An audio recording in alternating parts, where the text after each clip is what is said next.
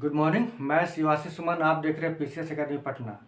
आज हम लोग चर्चा करेंगे करंट अफेयर का। एक टॉपिक है भारत और रूस का संबंध है, और अभी हाल ही में पीएम मोदी रूस की यात्रा पर गए हुए हैं।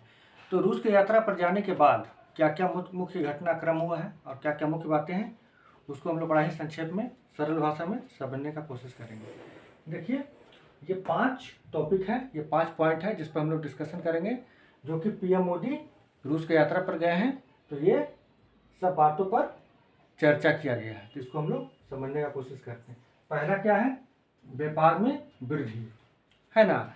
यानी कि इस बार जो पीएम मोदी यात्रा पर हैं रूस का, उसका मुख्य उद्देश्य है व्यापार में वृद्धि करना। दोनों देशों के बीच में व्यापार अधिक से अधिक वृद्धि करे, इसका मुख्य लक्ष्य लेकर वो गए हैं। तो व्यापार में वृद्धि का मुख्य लक्ष्य लेकर गए हैं और वृद्धि करवाना है लगभग 100 बिलियन डॉलर 100 बिलियन डॉलर तक व्यापार को वृद्धि करा देना है। कब तक? इसका लक्ष्य रखा गया है 2030 तक। यानी कि भारत और रूस के बीच में 2030 तक व्यापार को बढ़ाकर 100 बिलियन डॉलर तक पहुंचा देना है। इस पर चर्चा हुआ है, ठीक है। चलिए दूसरा चीज देखते हैं हम लोग। वैसे भी देखा जाए तो इसको अगर हम इंक्रीज करें, इस बातों को ज़्यादा बढ़ाकर बात करें, तो जब से रूस और यूक्रेन के बीच में युद्ध हो रहा है, तो यूरोपियन कंट्री के दबाव में और बहुत सारा कंट्री क्या किया है कि आर्थिक प्रतिबंध लगा दिया रूस पर, जिससे उसका इकोनॉमी ग्रोथ कम और कम होता गया।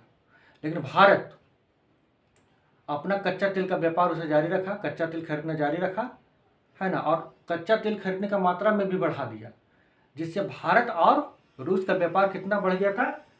65 डॉलर बिलियन तक अभी फिलहाल चल रहा है। यानी कि भारत और रूस का व्यापार कितना है? 65 बिलियन डॉलर का है। यह वृद्धि हुआ है। इसको और बढ़ाकर कितना? 100 बिलियन डॉलर तक ले जाना है 2030 तक, ठीक है। चलिए इसको आप ध्यान में रखिएगा। आगे देखते हैं हम लोग। एग्रीमेंट, कुछ एग्रीमेंट भी साइन किया गया है। भारत और रूस के बीच में कुछ एग्रीमेंट भी साइन किया गया है। तो क्या क्या एग्रीमेंट साइन किया गया है, उस पर हम लोग चर्चा कर लेते हैं। आइए,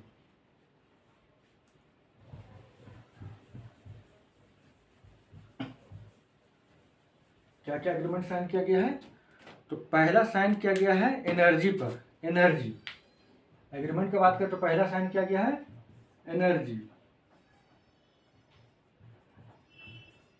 एनर्जी पर साइन किया गया है ना, कि एनर्जी पर मिलकर रूस और भारत काम करेगा। दूसरा साइन किया गया है इंफ्रास्ट्रक्चर पर।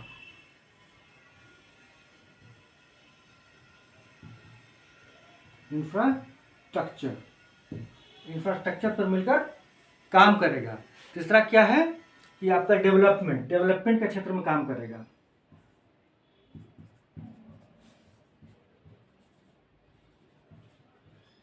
डेवलपमेंट पर मिलकर भारत और रूस मिलकर काम करेगा, और एग्रीकल्चर के क्षेत्र में भी काम करेगा।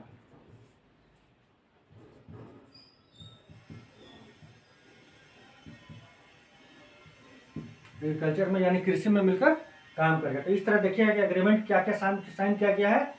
तो जिसको कहते हैं MOUs, यानी कि मेमोरेंडम ऑफ अंडरस्टैंडिंग, है ना। उसमें एनर्जी पर साइन किया गया है कि एनर्जी में मिलकर काम करेंगे हम लोग।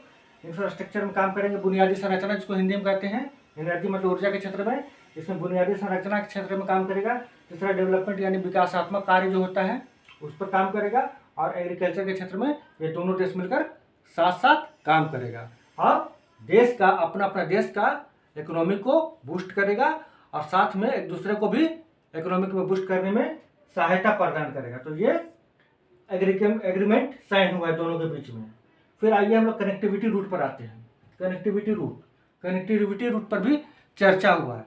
तो ये कनेक्टिविटी रूट व्यापार को बढ़ाने के लिए बहुत ज़्यादा इंपॉर्टेंट होता है। जब तक कनेक्टिविटी दो देशों के बीच में नहीं रहेगा तो व्यापार कैसे ग्रोथ करेगा, है ना। व्यापार करने के लिए तो रास्ता तो होना चाहिए, सुगम रास्ता होना चाहिए, ताकि रूस का सामान भारत में और भारत का सामान रूस में आसानी से पहुंच सके। तो इसके लिए व्यापार को बढ़ाने के लिए कनेक्टिविटी रूट को डेवलप करने का भी प्रयास किया जाएगा दोनों देशों के मिलकर। तो कनेक्टिविटी रूट में क्या डेवलप किया जा रहा है, तो हम लोग समझते हैं। पहला है कि चेन्नई और व्लादिवोस्तोक तक समुद्री मार्ग। समुद्री मार्ग पहला क्या है? समुद्री मार्ग। समुद्री मार्ग, मैरीटाइम रूट, समुद्री मार्ग। कहाँ से? तो चेन्नई से। चेन्नई से कहाँ तक? Vladivostok.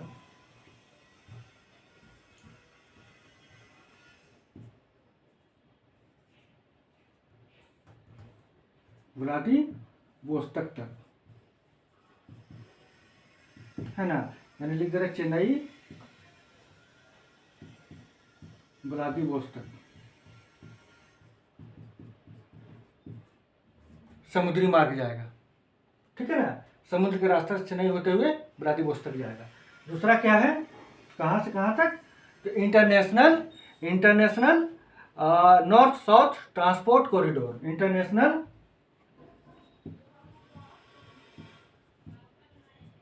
International north south transport corridor, ठीक है। इस पर दो कनेक्टिविटी पर काम होगा। ये जो होगा ईरान की तरफ से होगा। जो ये आपके international north south transport corridor है, ईरान होते हुए आपका मध्य एशिया होते हुए कहाँ तक जाएगा? रूस तक जाएगा, ठीक है ना। तो ये दो कनेक्टिविटी पर काम किया जाएगा। एक समुद्री मार्ग है आपका चेन्नई से लेकर व्लादिवोस्तोक तक, ये एक है, और दूसरा international north south transport corridor पर काम चलेगा। दोनों देश अपना व्यापार बढ़ाने के लिए ये दोनों कनेक्टिविटी पर काम करेंगे। सही बात। चलिए आगे बढ़ते हैं। कॉन्सुलेट, कॉन्सुलेट मतलब क्या होता है? कि जहाँ पर किसी देश का प्रतिनिधि दूसरे देश में रहते हैं, है ना।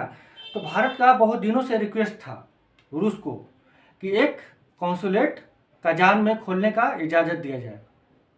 इस बार रूस ने मान लिया है कि भारत कजान में और एक और जगह है एकाटेरिनबर्ग में आप कॉन्सुलेट खोल सकते हैं। यानी भारत दो जगह कॉन्सुलेट खोल सकता है, एक कजान में और एक एकाटेरिनबर्ग में खोल सकता है। एकाटेरिनबर्ग में अपना कॉन्सुलेट खोल सकता है और अपना देश के प्रतिनिधि को वहाँ पर नियुक्त कर सकता है, ठीक है ना। तो कॉन्सुलेट कहाँ कहाँ खोलेगा तो लिख दे रहे हैं। कॉन्सुलेट खोलने से क्या होता है कि अपना देश के बात को दूसरा देश तक पहुंचाने में आसानी होता है ना। कॉन्सुलेट पहला कहाँ खुलेगा? एक पहला खुलेगा कजान में, कजान। दूसरा एकाटेरिनबर्ग,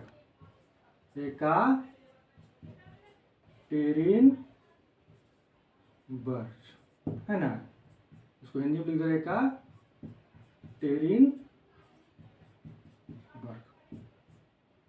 ठीक है।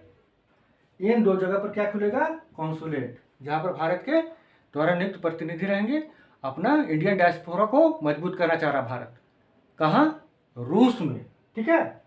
तो इस तरह से कॉन्सुलेट खुल जाएगा दो जगह पर। इसको ध्यान रखिएगा। ऑनर, है ना, ऑनर यानी सम्मान।